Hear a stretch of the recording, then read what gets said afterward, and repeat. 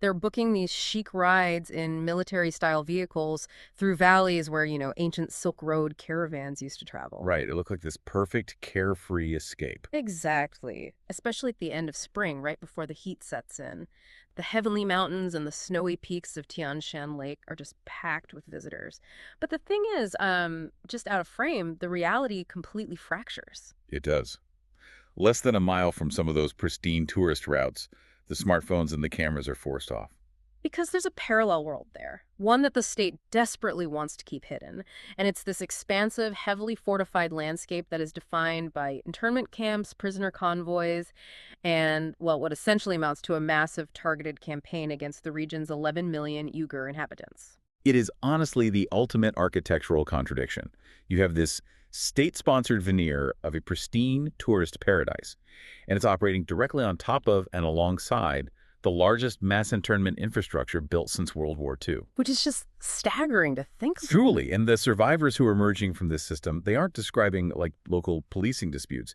They're detailing forced sterilization, systemic torture, the literal destruction of ancient cemeteries. It's a bureaucratic machine designed to systematically wipe out the Uyghur identity, their language, and their religion.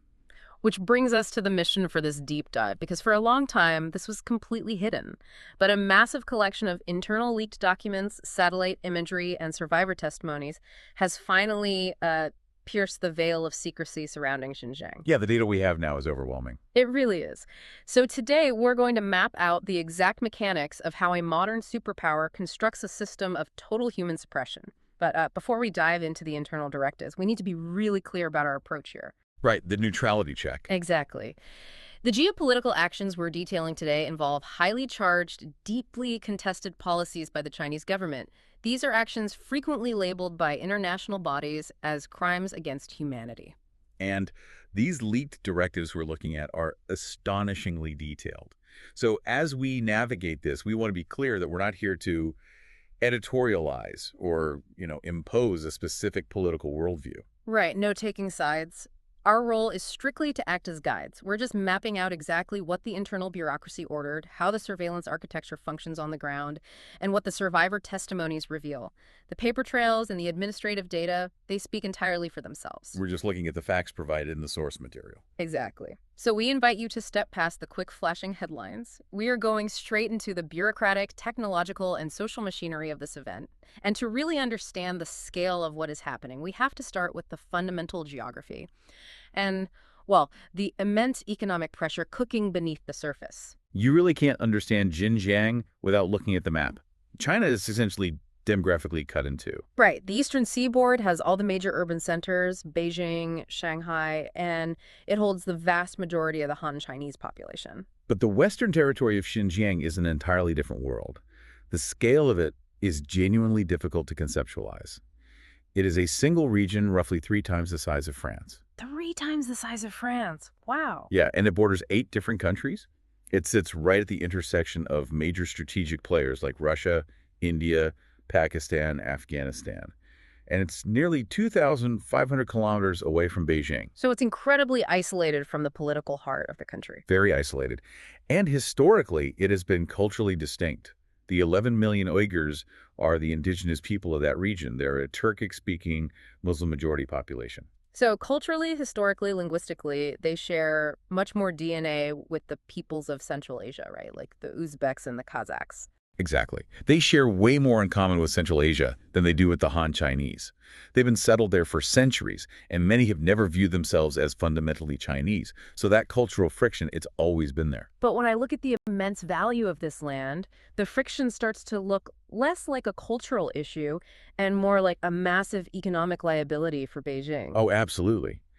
It is arguably their greatest strategic vulnerability. Yeah. Just look at the resources. 60% of China's total natural resources are located in these western territories. 60%? Yeah.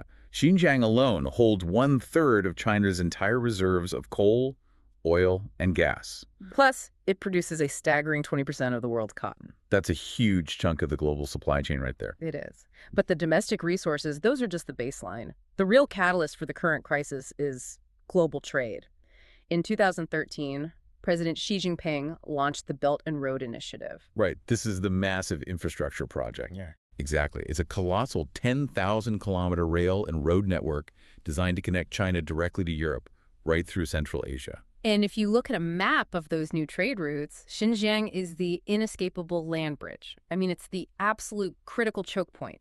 If you don't control Xinjiang, the trains don't run, and the economic engine of China's future global dominance just stalls out. Right. So the central government, they realized they had to secure that choke point. Like an aggressive corporate takeover of your most vital supply chain route. But how do they actually secure a territory that massive?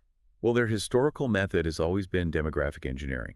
Since 1949, the Chinese Communist Party has actively orchestrated the migration of Han Chinese into Xinjiang to dilute the Uyghur majority. And that really accelerated recently, didn't it? It accelerated dramatically under Xi Jinping. Millions of Han citizens were incentivized to move west.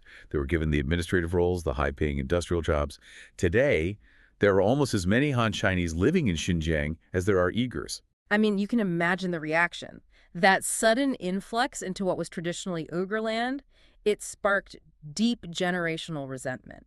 The Uyghurs basically viewed it as aggressive colonization. They were watching their land, their jobs, their culture being systematically marginalized by this imported middle management. And the resistance to that marginalization, it took a lot of forms. But a small faction of the Uyghur resistance eventually radicalized and turned to violence. And this violence, it provided Beijing with the exact catalyst it needed. Right, the spark. Exactly. The state no longer had to rely on slow demographic assimilation.